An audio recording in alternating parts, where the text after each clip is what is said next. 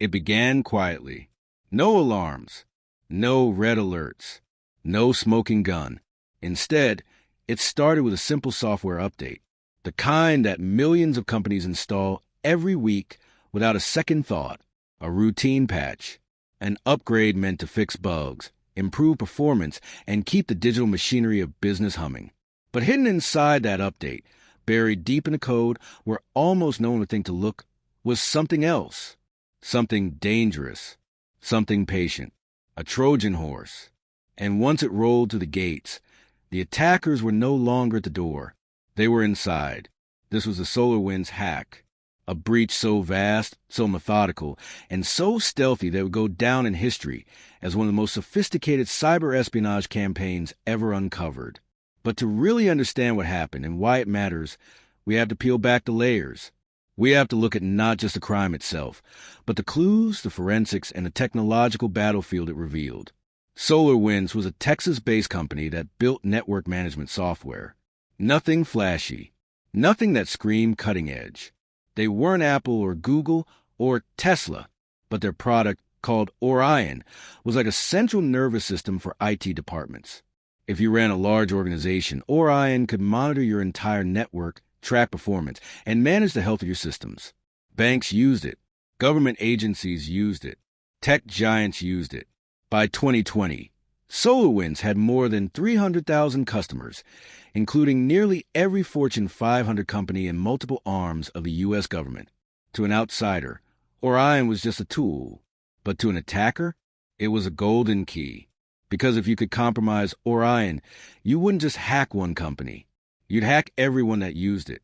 And that's exactly what happened. Somewhere in late 2019 or early 2020, attackers gained access to SolarWinds' development environment. The details are still debated. Maybe it was a stolen password. Maybe it was an exploited vulnerability. What we know for certain is that they got in. And once inside, they didn't smash and grab. They didn't deface websites or encrypt files with ransomware. They played the long game. The attackers injected malicious code into Orion updates. But they did it with surgical precision. The code, later named Sunburst, was designed to blend in. It looked like part of the software. It behaved like normal traffic. When customers downloaded their next Orion update, they unknowingly invited the attackers in. This wasn't a brute force assault. It wasn't storming the castle walls. It was a Trojan horse, wheeled in willingly by the victims themselves. By the time investigators uncovered the scheme, Orion updates had been distributed to roughly 18,000 customers. 18,000 doors open at once. That didn't mean the attackers actively exploited all 18,000. Instead, they picked their targets. Like jewel thieves in a vast mansion, they didn't grab everything in sight. They went for the safes, the locked drawers, the rooms marked private. Reports later showed that victims included Microsoft, Cisco, Intel, Deloitte, the U.S. Department of Homeland Security, the Treasury, the Pentagon, and even nuclear laboratories. Think about that for a moment. The digital crown jewels of the United States, infiltrated not by tanks or missiles, but by a poisoned software update. The attackers might have gone unnoticed for years, if not for one company. FireEye. FireEye was a cybersecurity firm known for hunting advanced threats. Ironically, they became a target themselves. In December 2020, FireEye disclosed that they had been hacked. But instead of covering it up, they did something rare. They admitted it publicly. And when their investigators dug deeper, they realized this wasn't just any breach. It was part of something far bigger. The clue? A suspicious Orion update. From there, the dominoes began to fall. FireEye's revelation triggered an investigation that unraveled the SolarWinds campaign. Imagine you're a forensic investigator walking into a crime scene. The burglars are long gone. The windows are locked. The alarms are silent. At first glance, everything looks normal. That was a SolarWinds breach. The attackers have been inside networks for months, moving with discipline. They use legitimate credentials. They mimic normal traffic. They carefully erase their tracks. To find them, investigators had to look for the faintest of fingerprints. One clue was unusual network traffic from Orion servers, reaching out to obscure domains on the internet. Another was a strange timing pattern. Communications that happened at odd intervals, designed to avoid suspicion. Piece by piece, analysts reconstructed the picture. It wasn't one intrusion. It was thousands. And behind it all, the hand of a nation-state. Soon, suspicion turned toward Russia. Specifically, a group known as APD-29 or Cozy Bear, a hacking unit linked to Russian intelligence. It wasn't the first time they had struck. They were suspected of breaching the Democratic National Committee in 2016 and of targeting COVID-19 vaccine research in 2020. Their fingerprints were subtle but consistent. The patience, the tradecraft, the use of SolarWinds as a supply chain Trojan horse. It all fit the profile. The U.S. government would later formally attribute the attack to Russia's SVR, the Foreign Intelligence Service. But attribution in cyber warfare is always a tricky business. Unlike a missile with a country's markings, a cyber weapon can be disguised, rerouted, and cloaked in false flags. Still, the consensus was clear. This was state-sponsored espionage. Why does it matter? Why should we care about a piece of malicious code hidden in a software update? Because this wasn't just about stealing emails or corporate secrets. This was about access. If you compromise the networks of governments, defense contractors, and critical infrastructure, you don't just gather intelligence. You position yourself for potential sabotage. Think of it like finding the blueprints to an enemy's power grid or slipping a skeleton key under your doormat. The SolarWinds hack wasn't a single act of theft. It was laying the groundwork for leverage in future conflicts. By the time the world realized what happened, it was already too late. The attackers had been inside networks for months. They could have copied files, planted additional backdoors, or mapped entire systems. Even if you remove the infected Orion update, you couldn't be sure what else had been left behind. It was like discovering burglars had been living in your house for a year. Even if they were gone now, could you trust that they hadn't hidden spare keys, or installed secret cameras, or memorized every vulnerability in your locks? That was a chilling reality organizations faced. In ancient Troy, the wooden horse was wheeled through the gates as a supposed gift. The soldiers inside waited until nightfall, then emerged to open the city to invasion.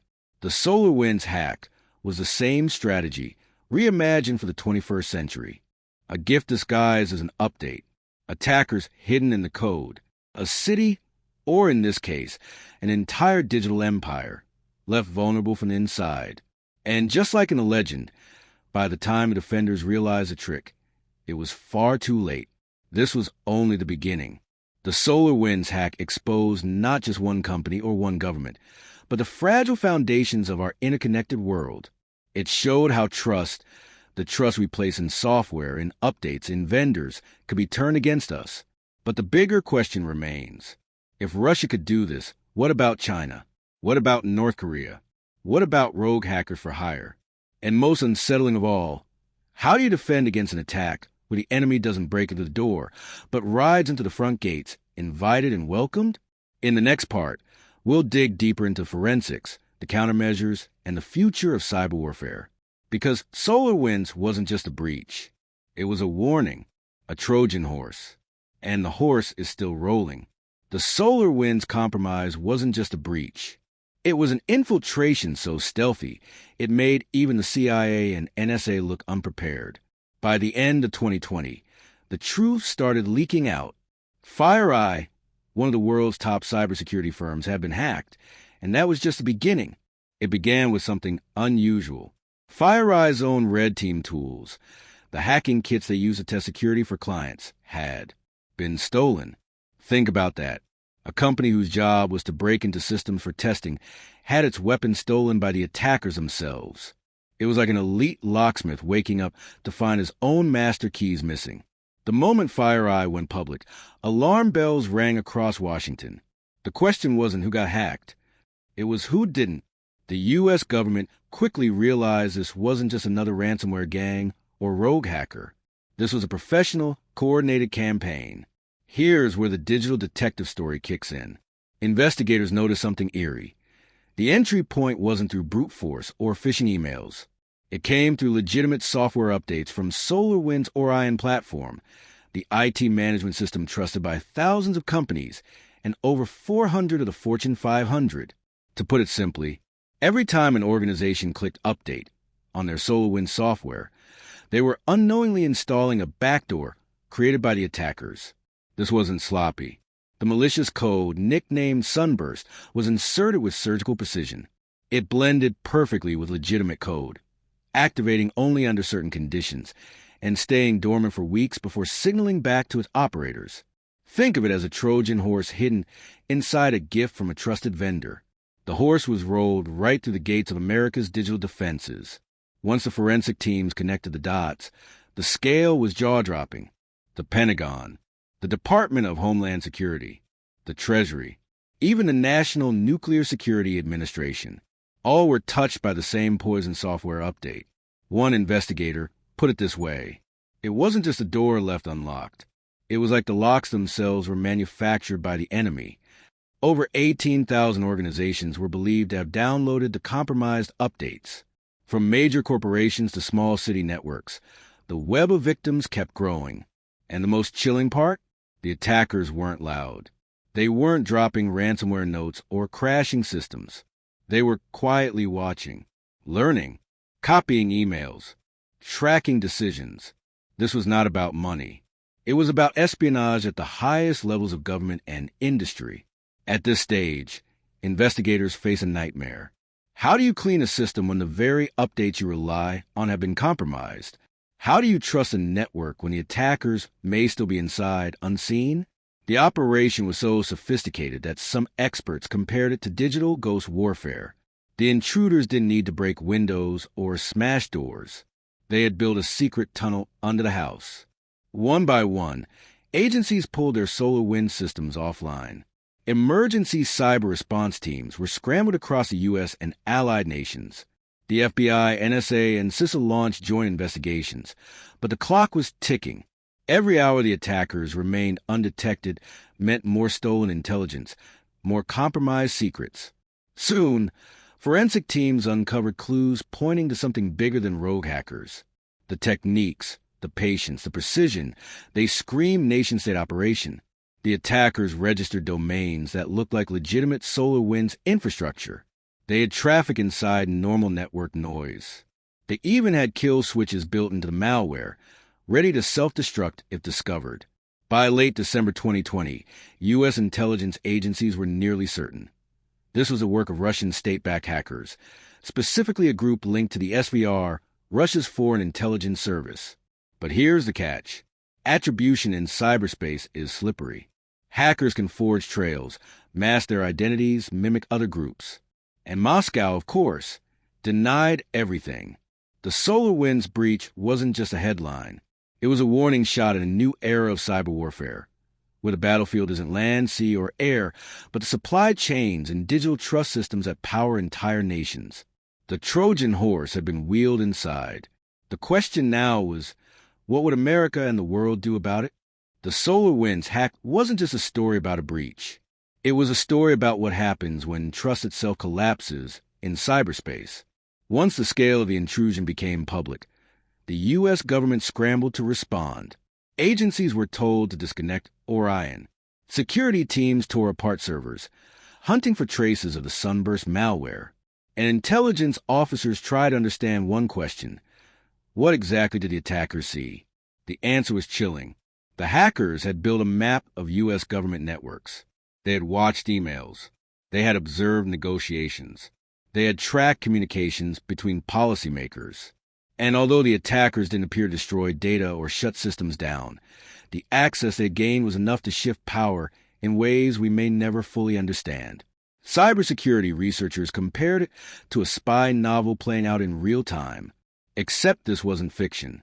This was digital espionage at a level few had ever imagined. In the months after SolarWinds, trust became the most valuable and most fragile commodity in the digital world.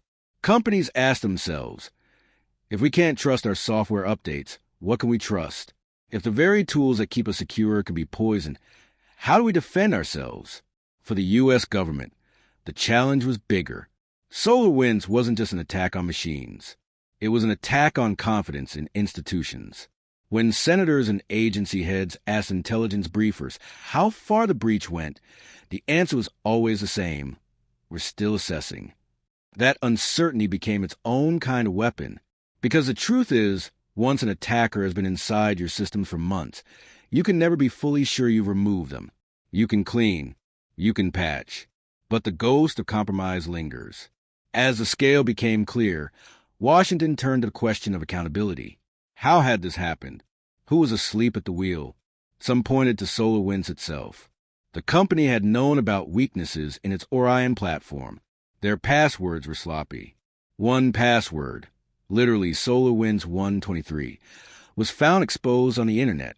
For critics, that was a symbol of negligence. Others pointed higher up. They said this wasn't just about one company. It was about a culture of underinvestment in cybersecurity. For years, experts had warned that critical infrastructure was vulnerable. Warnings were ignored.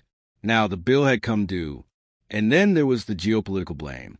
U.S. intelligence agencies pointed the finger at Russia's SVR, the Foreign Intelligence Service.